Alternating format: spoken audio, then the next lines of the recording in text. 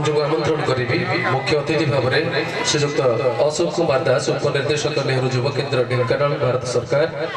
मंच को पाछोटी आने नवेदन रखी समस्त सम्मानित अतिथि मान मंच को आमंत्रण करी श्रीजुक्त बहादुर पाठशाणी समाजसेवी और सदस्य ओडिया भाषार जी होती विषय में बहुत किसी कहबी आपको श्रीजुक्त शिशिर कुमार शतपथी सांबादिक समाजसेवी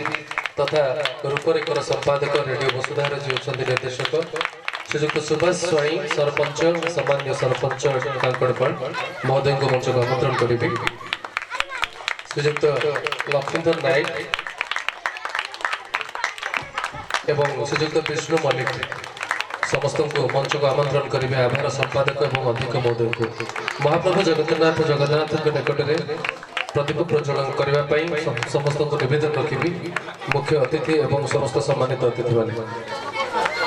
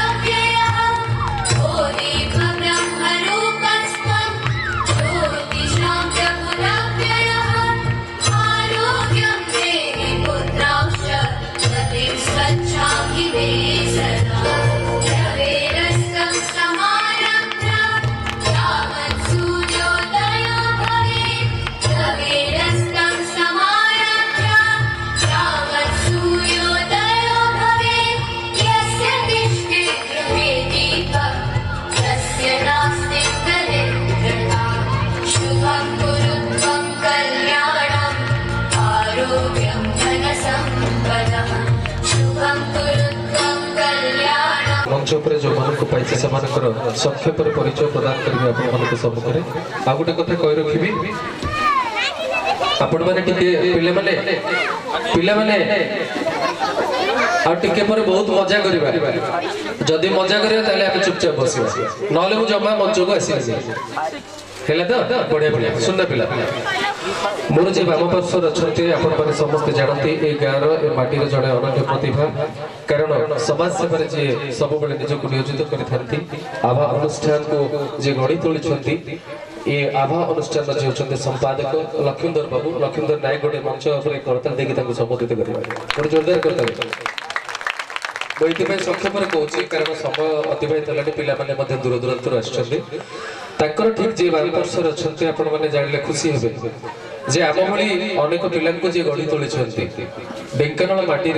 जड़े समाजसेवी भाव में प्रथम एवं द्वितीय जड़े वरिष्ठ सांबादिक भाव में परिचय सृष्टि हुए पिला बेलू सब लोक मान सेवार जहाँ मनोवृत्ति एवं आज जो पादरे जो पाखे पहुंचते जो पद पदवी लोड़ा न थाए किंतु से भावती जे लोक मान सेवार निजक सब नियोजित करवा समस्ते जानले खुशी हे ढेंकानाल जिलार कामाख्यानगर भली उपखंड में जी गोटे रेडियो सेंटर भारत सरकार उपस्थापित कर निकट अतीत रेडियो वसुधा एवं रूपरेख भली एक खबर कागजर जी होती संपादक एकाधारे जड़े सांबादिक और समाज कला को भल पाउथुवा यार व्यक्तित्व मोर भिणी एवं आज मंच पर पाइचे सम्मानित अतिथि भाव में गोटे जोरदार मीठा मीठा करताली देवा श्रीजुक्त शिशिर कुमार शतपथी महोदय जगन्नाथ महाप्रभुकर ठीक डाहाण पार्श्वर जे बसी सेपटे जड़े एभली मनीष व्यक्तित्व को आपण मैंने देखुथिबे चाली चलन शालीनता आचरण उच्चारण सबुति सी होती सरल से भले जड़े व्यक्तित्व को मंच पर पाइसे आभा अनुष्ठान जी अच्छा अध्यक्ष श्रीजुक्त विष्णु मल्लिक महोदय गोटे जोरदार बैठा बैठा करताल देखिए मंच पर स्वागत करवा जदि आज आभा अनुष्ठान ओडिशा गोटे स्वतंत्र अनुष्ठान हो पारी सी हूँ लक्ष्मीधर सार बहुत सहयोग एवं कर्मफल ए आभा अनुष्ठान को आग को बढ़ाइबार सहयोग कर बहुत बहुत धन्यवाद जी डाहाण पार्श्वर अच्छा आपण मैंने समस्ते जानती एवं जड़े सरल मनीष भाव में समाजसेवी भाव में जड़े नेतृत्व नबार जहां दायित्व निकट अतीत मैंने समस्ते जानती कांकटपाल बाछी सरपंच भली एक स्वतंत्र दायित्व जहाँ अच्छी जे से स्वतंत्र दायित्व भार देते आम सम्मानित अतिथि भाव में पाइचे मंच पर श्रीजुक्त सुभाष स्वाई महोदय सरपंच कांकटपाल गोटे जोरदार मिठा मिठा कर ताकर जे डाण पार्श्वर अछंती खाली ढेंकानाल नुहे सारा ओडिसा रे ताकर गोटे परिचय अछि भिन्न परिचय एक्शन तरफ जो वार्षिक उत्सव होचे एवं सांस्कृतिक कार्यक्रम होचे सेथि से अवसर रे उपस्थित मंचासीन अतिथिगण आमर मुख्य अतिथि नेहरू सेवा केन्द्र उपनिर्देशक आमर शिशिर भाई जे जन सांबादिक रूप एक रूपरेख जो आमर अच्छी मैगजीन तांकर संपादक आमर बहादुर परसाणी आमर साहित्य एकाडेमी मेम्बर एवं मोर बंधु मोर क्लासमेट तथा सुभाष भाई जे कि आमर सरपंच समस्त को स्वागत करुच्ची आज कार्यक्रम को ये तो भाषण कार्यक्रम नुहे यहाँ हूँ सांस्कृतिक कार्यक्रम मनुष्य एक सांस्कृतिक प्राणी संस्कृति बिना मनुष्य बंची पार ना तेणु मनुष्य प्राणी मान ये संस्कृति जो ही अलग फरक पड़ता है तेणु ये संस्कृति आमको बंचाई रखी बिना संस्कृति आम मानव बोली आख्या व्याख्या कर ना तेणु मु विशेष किसी कहूनी आज अतिथि मानक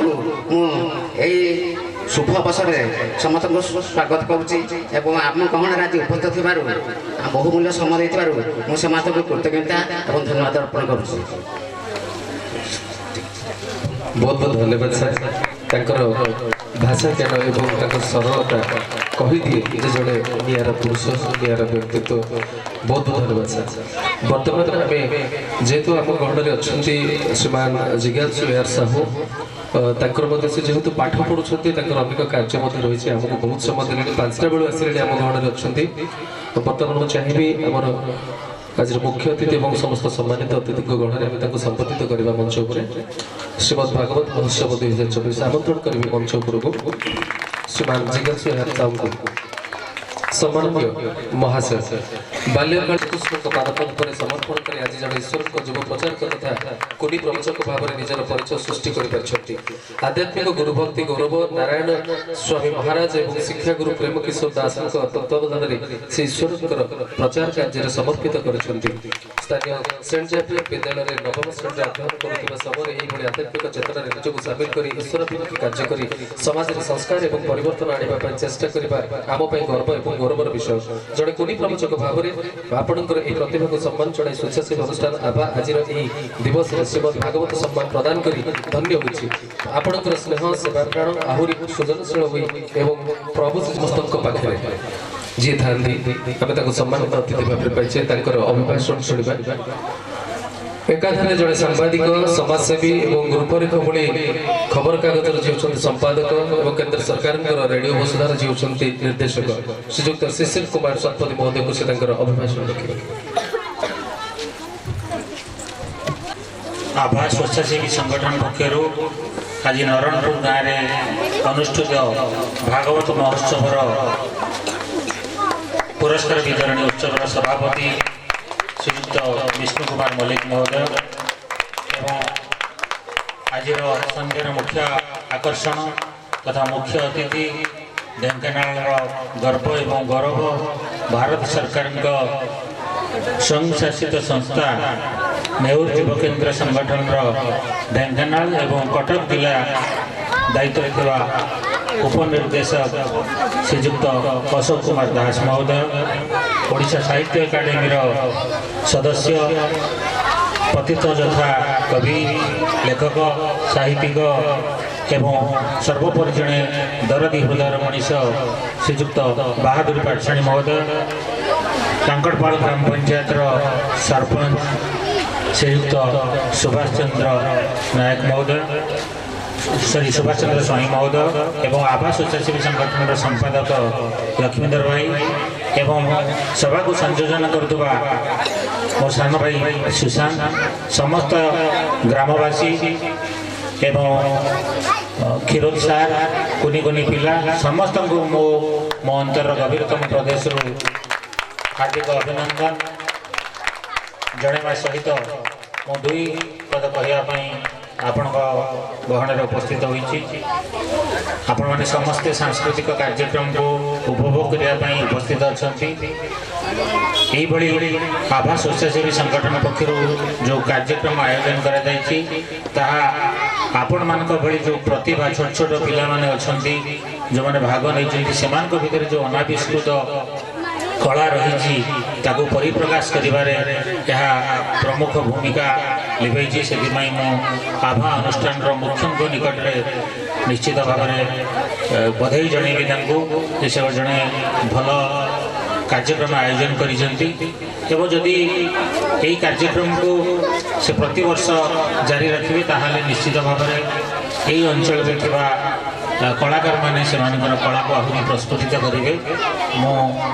ଆଉ ଥରେ ତାଙ୍କୁ ଧନ୍ୟବାଦ ଜଣାଇ ମୋର ବକ୍ତବ୍ୟ ଶେଷ କରୁଛି। ଅଳ୍ପରେ କଥାରେ କଥାରେ ବହୁତ କିଛି କହିଗଲେ ଏବଂ ଆଶୀର୍ବାଦ ସ୍ୱରୂପ କଥା କହିଲେ ଯେ କାର୍ଯ୍ୟକ୍ରମ ଯଦି ପ୍ରତ୍ୟେକ ବର୍ଷ ଏମିତି ଚାଲୁ ରହିବ ତେବେ ଆଗକୁ ଆହୁରି ବଢ଼ିବ ଆଭା ଅନୁଷ୍ଠାନ। ବହୁତ ବହୁତ ଧନ୍ୟବାଦ ସାର୍। ବର୍ତ୍ତମାନ ନିବେଦନ ରଖିବି ଆମ ସମସ୍ତଙ୍କର ପ୍ରିୟ ପାଖ ଗ୍ରାମ ଆପଣ ସମସ୍ତେ ଜାଣିଛନ୍ତି କାଙ୍କଡ଼ପଳ ଗ୍ରାମ ପଞ୍ଚାୟତର ସରପଞ୍ଚ ଶ୍ରୀଯୁକ୍ତ ସୁଭାଷ ସ୍ୱାଇଁ ମହୋଦୟଙ୍କୁ ସେ ତାଙ୍କର